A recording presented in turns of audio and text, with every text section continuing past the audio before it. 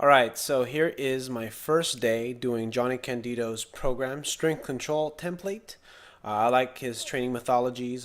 I've looked over several different ones, and this one is sort of advanced and has a lot of flexibility to it to a point where I can have some fun with it and really work on some of my weaknesses as well as condensing some of my time management. So this is day one, my heavy day. It's not really that heavy because my squat is extremely low, but I figure I'd share it with you guys anyway since I'm going to build it up. So here we go, taking a look at what I do before squatting. I always try to get a little bit of mobility work in as much as possible, as much as I have time for, and what I try to do is this is a stretch that I learned from a mobility WOD. I like using this for essentially opening up my hips and essentially eliminating my butt wink.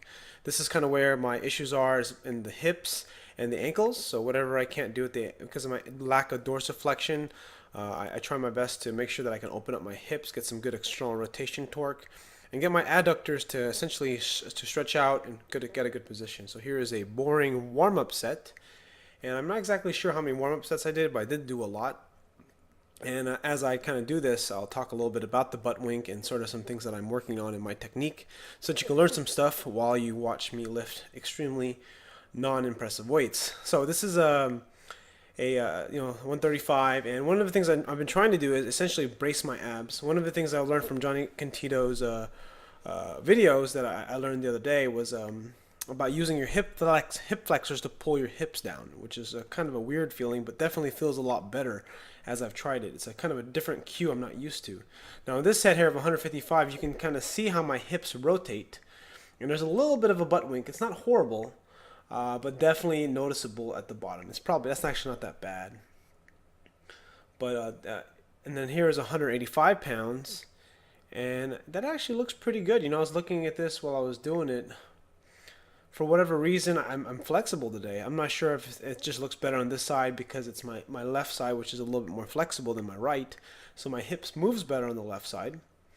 But it's amazing when you watch yourself squat. I'm finding that it's a lot. It's easier than it's easier. It looks easy, but when you're doing it, it's fucking hard. Let's take a look here. It's 225, and here you can actually see more of a posterior tilt. Here is 245, but just before my working sets. I do a triple here. So essentially what I'm doing is I do 135, 155, 185, 225, and 245. So here's my first working set of 6. And you can see, sorry about the blowout of the lights. I don't know, I use a front-facing camera to get more of a wider angle. And what I'm trying to do here is just, again, keep my stomach tight and use my hips to pull myself down so I can keep a good neutral spine, minimize butt wink, and get a good external rotation in the hips or in the knees, so that way I can activate those glutes. And if you're not counting, I actually did 7 reps because I wasn't sure if I actually hit 6. When you're lifting heavy, it's kind of hard to count. You forget where you're at. So I just do 1 just in case. Here's my second working set. Again, actually go up a little bit. I go 255. And it feels fairly good. I'm actually taking longer pauses because I'm really trying to make sure that I'm staying nice and tight and that I'm set in the shoulders. This is probably the toughest part for me with squatting, is keep making sure my chest is flexible enough, because if there's anything that's most painful for me, it's my hips because of the flexibility and my shoulders because of flexibility.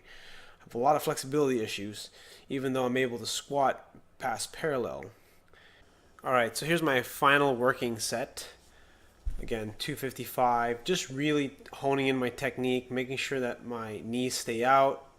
And if you notice, there's a little bit of a knee wobble, a little bit of hip issues. What I'm trying to do here in this particular set is I'm actually trying to not spend so much time at the top of the movement and just make sure I'm really just staying tight in the shoulders and back. It's a rough movement for me, but I get it done.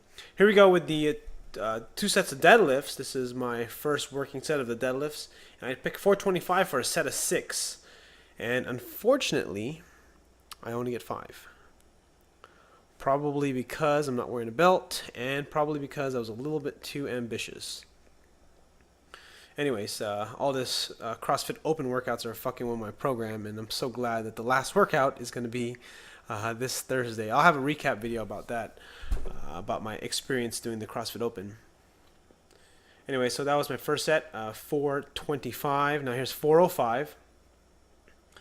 Pulling the weight up, 405. And this one I actually successfully complete 6. I thought I was going to try and get 7 to make up that missed rep from the previous set, but sometimes you're going to miss reps, and that's just what's going to happen. So that's kind of what I did. I did the best I could with what I had, and I'm going to keep trying. I'm going to keep trying to get better. My grip is slipping here. This is why I'm adjusting. I was actually pretty surprised that my lower back didn't get too tired, or my shoulders didn't get too tired. It was just my overall body fatigue. So, and I was losing bar speed. That's essentially one of the biggest things. Anyways, my point is that with what I've been doing and what I've been training, I'm pretty excited about this program because it's very minimalistic. There's not a whole lot of stuff you have to do, and if there's anything that you have to do that's like accessory work, you just do like 1, maybe 2 sets, and they're high reps like bodybuilding, like the curls and stuff. I'm just looking at the program here. Let me pull it up. Stay tuned for more video. I'm looking forward to making more of these things because it's kind of helping me stay engaged, stay focused, and I don't know, just kind of showcase some of the good ideas that Johnny Candito has. At the same time, kind of I don't interact with the community that's actually following this program. Anyways, thanks for watching, and subscribe if you're not a subscriber. Be sure to check for the links in the description for the video about the hip flexors, of how actively engaging the hip flexors to get down into the bottom position to pull you down. I'll link to Johnny Candito's website for where I got this program if you want to follow it yourself. Feel free to comment if you have any questions. Thanks for watching.